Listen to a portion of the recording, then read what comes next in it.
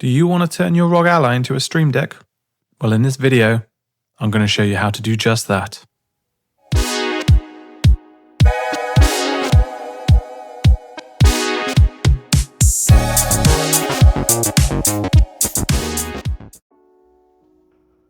Okay, so you want to turn your ROG Ally into a Stream Deck. Well, I'm going to show you how I've accomplished this. First, you're going to download the Stream Deck app. So you come to Stream Deck.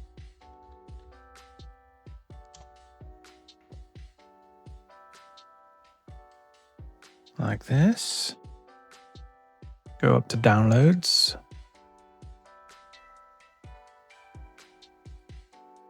And this is the app you're going to want to download.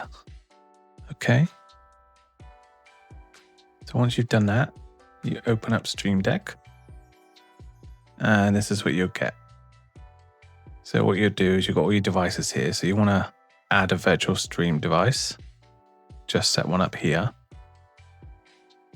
And doing this, if you click the little eye icon, and it brings up your Stream Deck. Now with this, you can add more rows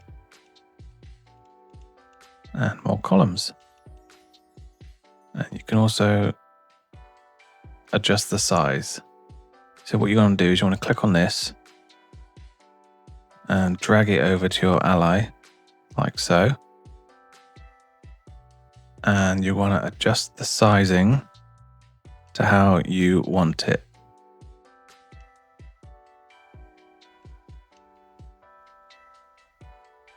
This is the size I usually go for.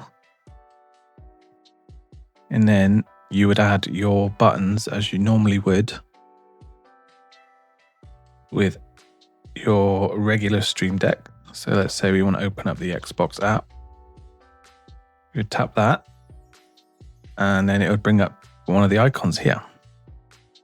So you can set it so that it will hide the unused icons like so, or you can just have the whole box like this. This is one I set up earlier.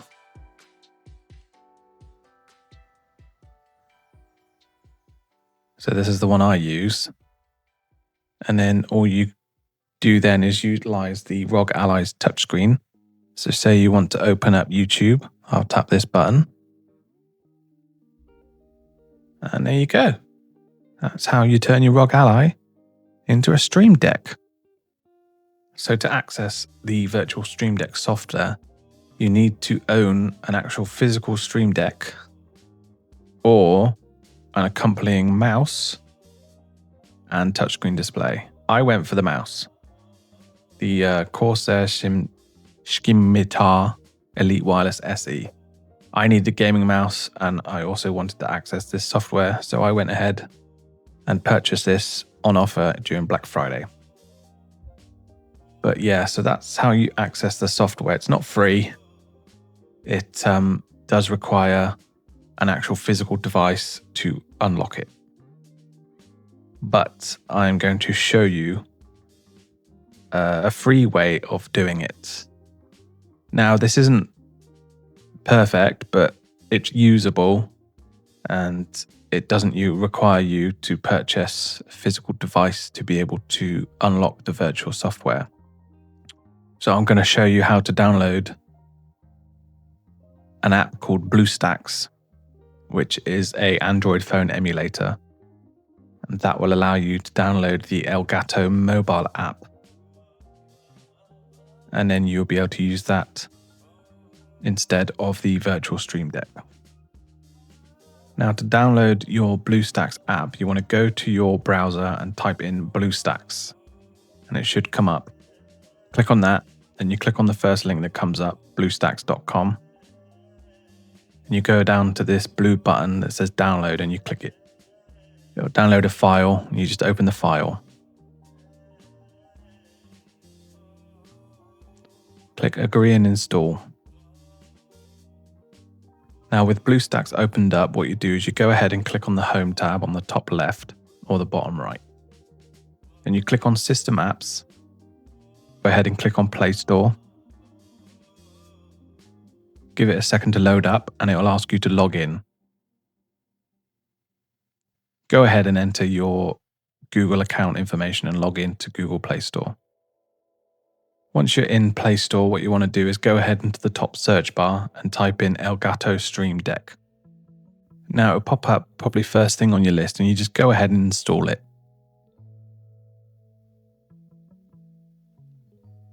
Open up the app and it will tell you to connect it to your Stream Deck software on your desktop. That's fine. It probably should come up straight away.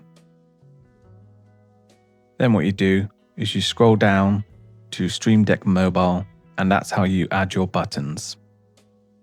Now that you've got the app and you've connected it all with your Stream Deck software, so you would create the buttons like you normally would.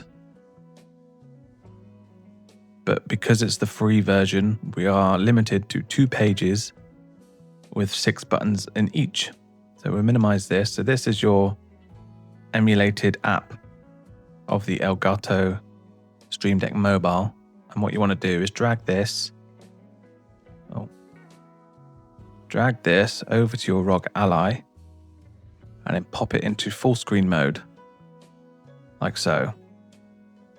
And then you would be able to use this like you would any other Stream Deck. So you can change pages with the arrows over here, or if you want to use the arrows, you can set them on the actual buttons, but you do lose 2 buttons that way, and it'll function exactly the same as the other way. You're just limited with how many buttons you can use. So if you wanted to open up, say, Steam, just tap Steam, and there you have it. Ta-da. That's a free way of doing it. If you wanted to pay to upgrade the mobile version, you can do. That doesn't require you to buy a physical device.